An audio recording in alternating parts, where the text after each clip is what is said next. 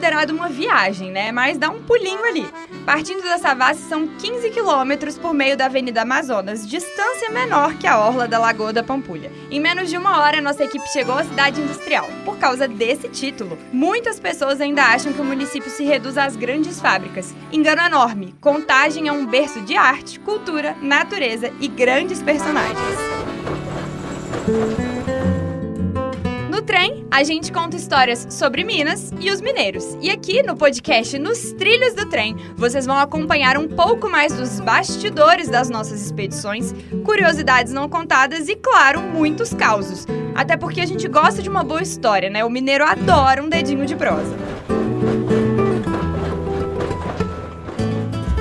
No primeiro dia da expedição de Contagem, nós fomos em 4 pessoas até a Casa de Cacos e gastamos aí mais ou menos 38 minutos saindo da Savassi. A Casa de Cacos pode até parecer uma referência às obras de Gaudí, mas quando a gente entra, a gente percebe que ela tem elementos bem brasileiros, como uma homenagem ao Chacrinha e também uma réplica da Catedral de Brasília. Os pratos e xícaras que compõem a arquitetura conversam entre si e tudo ali parece ter sido muito bem pensado. A Cristiana Andrade, jornalista do trem, ficou encantada com cada elemento e explicou um pouco mais sobre isso, né, Cris? A Casa de Cacos foi uma surpresa, assim, incrível. Eu fiquei muito apaixonada, muito apaixonada. O proprietário da casa, que idealizou e construiu a casa, foi um gênio, assim. Ele tinha uma sensibilidade estética, artística muito legal. Eu fiquei muito impressionada. Cada pedaço da casa tinha uma coisa que me chamava a atenção, né? Desde o uso de o mesmo material quebrado para construir, para montar uma parede, ele tinha uma estética muito legal, por exemplo, para fazer o teto. Então ele fazia mandalas, ele fazia formatos de peixe, de pés ou de flores, né? No banheiro me chamou a atenção uma Nossa Senhora Aparecida, que ele conseguiu desenhar com cacos azuis. Então eu fiquei muito impressionada, assim, positivamente, né? Me remeteu muito às obras de Gaudí na Espanha. É aquela genialidade que você não sabe, né, como é que a pessoa consegue, com tantos caquinhos de cerâmica, montar uma verdadeira obra de arte.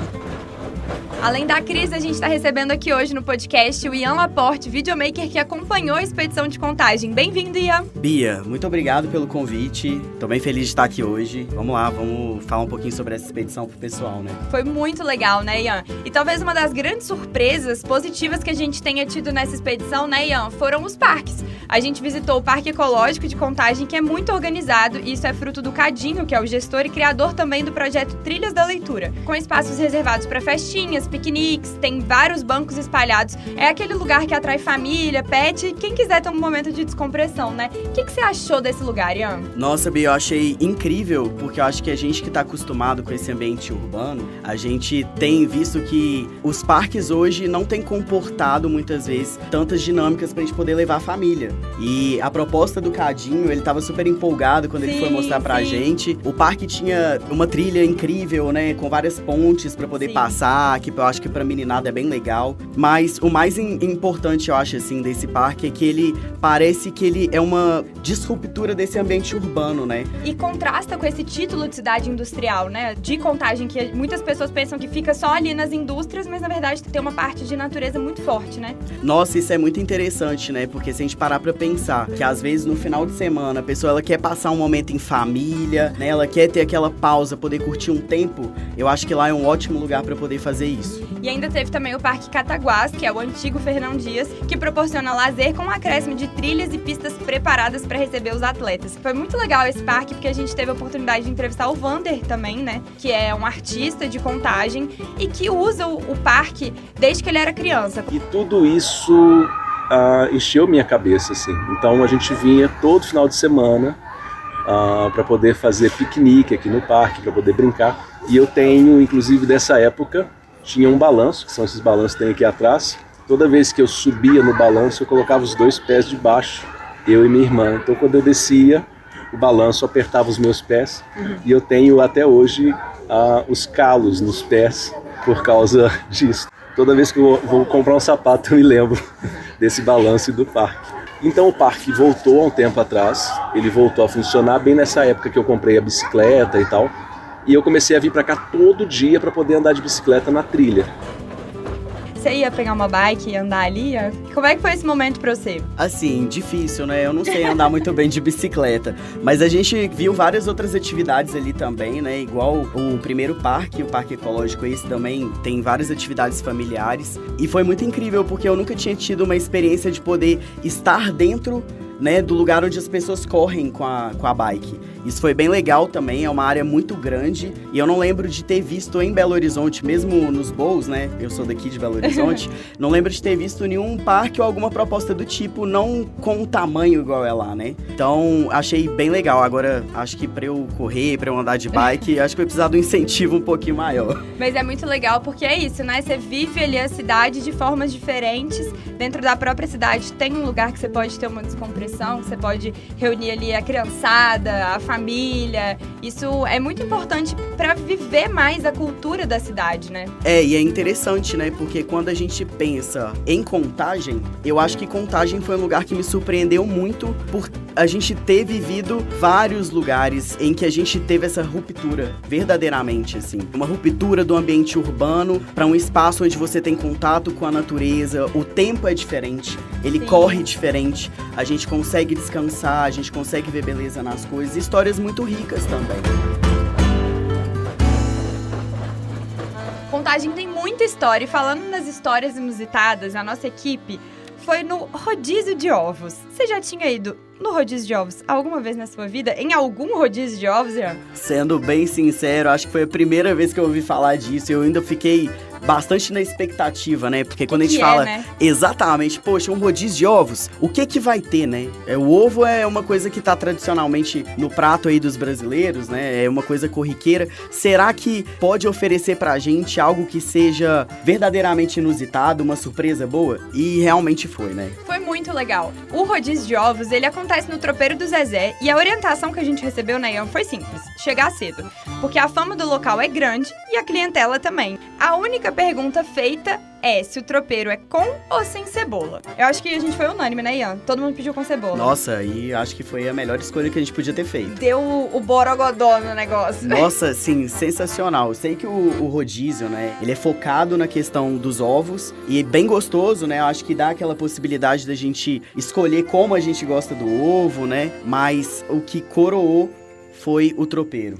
O tropeiro com a cebola, então, realmente foi um ponto alto. E aí, se a gente foi unânime na cebola, no tropeiro, no ponto da gema, acho que a mesa se dividiu um pouco. Alguns pediram com gema mole, outros pediram com gema dura. Conta pra gente, como é que foi essa experiência, assim, enquanto você tava lá, né, vendo o rodízio, o que você imaginou? Você com a sua cabeça de videomaker, como que você já conseguia imaginar, contar essa história? É interessante, né? Porque é um local, eu acho que a própria construção de como eles fazem lá é bem interessante, né? Eles produzem a própria linguiça que vai nesse tropeiro, que é delicioso. E acho que essa possibilidade também, né, da gente poder brincar numa mesa quando a gente tá entre família, entre amigos, de, pô, você gosta do seu ovo com gema mole ou gema dura? Ah, eu gosto com gema dura. Pô, mas que isso? Ovo bom é ovo com gema mole. Eu fui julgada porque eu gosto de ovo com gema dura. E eu já sou do time da gema mole. Mas é democrático, pode pra todos os gostos. Tem pra todos os gostos. E assim, uma outra coisa que é muito legal, né? Você me perguntou sobre a questão de como que eu contaria essa história. Quando a gente tá ali sentado na mesa e recebendo, né, o cardápio lá na mesa que a gente pede, a gente não tem dimensão de quem são aqueles seres humanos que estão lá na parte de trás da cozinha.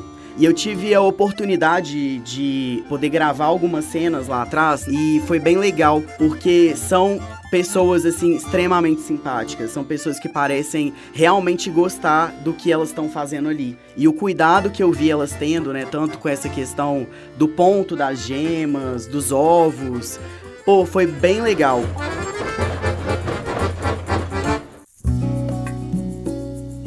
E você falou uma coisa muito legal sobre ter ido, né, na cozinha e ter visto as histórias, porque as cidades são feitas de pessoas. Não tem como, assim, são as histórias, são os indivíduos. E em Contagem, a gente teve também a oportunidade de ir na comunidade dos Arturos, que é uma comunidade muito antiga e que foi contemplada pelo Ministério Público por meio da plataforma Semente com obras de restauração na Casa Paterna e na Capela de Nossa Senhora do Rosário. A gente foi até o local depois do nosso almoço delicioso e fomos recepcionados pela Nayara, que é coordenadora de projetos da comunidade, e também pelo Jorge, que conversou um pouco com a gente. Ele é uma das lideranças dos Arturos e uma pessoa muito ativa ali nas atividades. Ô Neuza, pegar sua sombrinha aí, pode? É melhor, né? O sol hoje tá...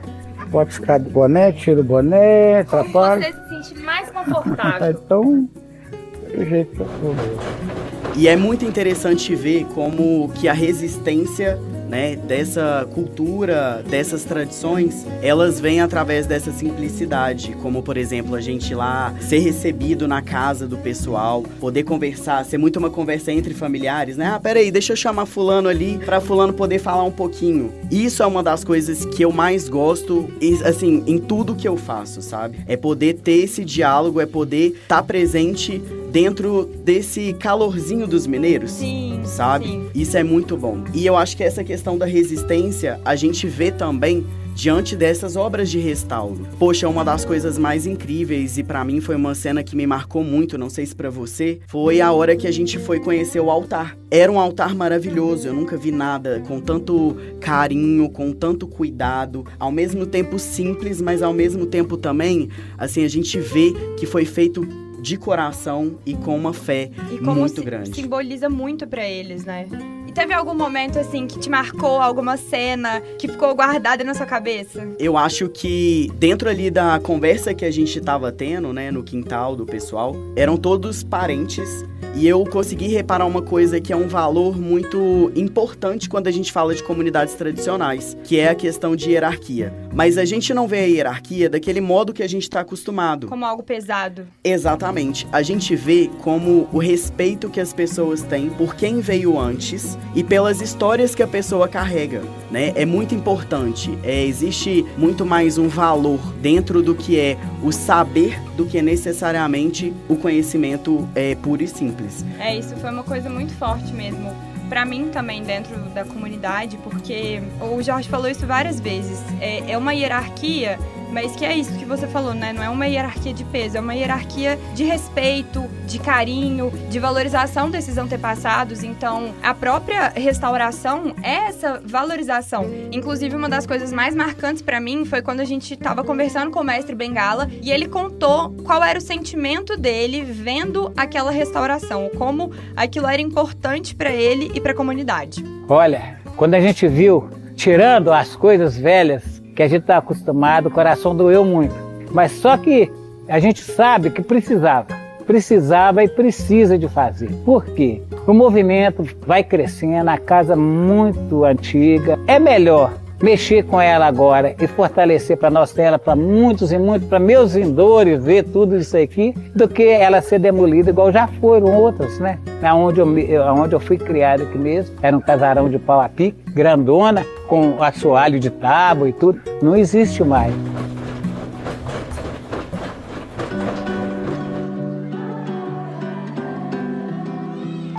Você falou do tempo, isso foi engraçado, porque você comentou do tempo e dos parques, né, que o tempo parece passar de um jeito diferente. Eu senti isso na comunidade, porque o papo tava bom demais e cada hora a gente ia tendo um personagem interessante, né, então assim, foi muito rico, foi um momento muito, acho que muito importante pra gente conseguir construir um documentário sobre aquele local, pra nossa expedição ter falas das pessoas. Foi muito interessante. Agora eu quero saber, pra gente caminhar pro final, o que você gostaria de destacar de Contagem? Bia, eu achei muito engraçado, porque eu me peguei pensando numa ideia muito dessas que a gente tem quando a gente tá tomando banho.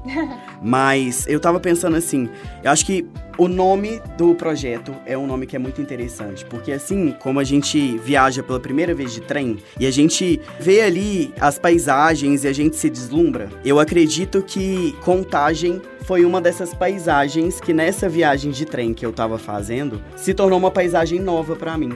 porque eu já fui pra Contagem várias vezes, eu vivenciei várias coisas em Contagem, mas essa parte que é muito rica da história e as personagens que a gente teve contato, talvez eu não tivesse tido a oportunidade de conhecer em algum momento. E eu acho que foi um privilégio muito grande poder participar disso. O privilégio foi nosso de ter você na nossa equipe, contribuindo com o seu olhar, com as suas vivências. Pra gente encerrar, Ian, qual personagem mais te marcou? Lia do Vagão. Por quê? Ela é simplesmente a pessoa mais fascinante que já pisou nessa terra e eu não consigo parar de pesquisar mais sobre a vida dela. Lia do Vagão é uma das personagens icônicas de Contagem e a gente falou muito mais sobre ela na plataforma do Trem, que é trem.com.br, lembrando que Trem se escreve com 2 S. Ian, queria te agradecer por fazer parte desse episódio com a gente. Eu que agradeço, Bia. Foi mais um episódio aqui contando um pouco dos bastidores das nossas expedições, das curiosidades e dos causos. Para acompanhar os conteúdos completos, confira o nosso site trem.com.br e nos acompanhe nas redes sociais @Instituto Trem em todas elas. Lembrando que Trem escreve com 2 Es. Dê 5 estrelas para esse episódio e fique ligado porque vem muito mais pela frente. Até o próximo! O Instituto Trem tem apoio da plataforma Semente, Kaoma e do Ministério Público de Minas Gerais.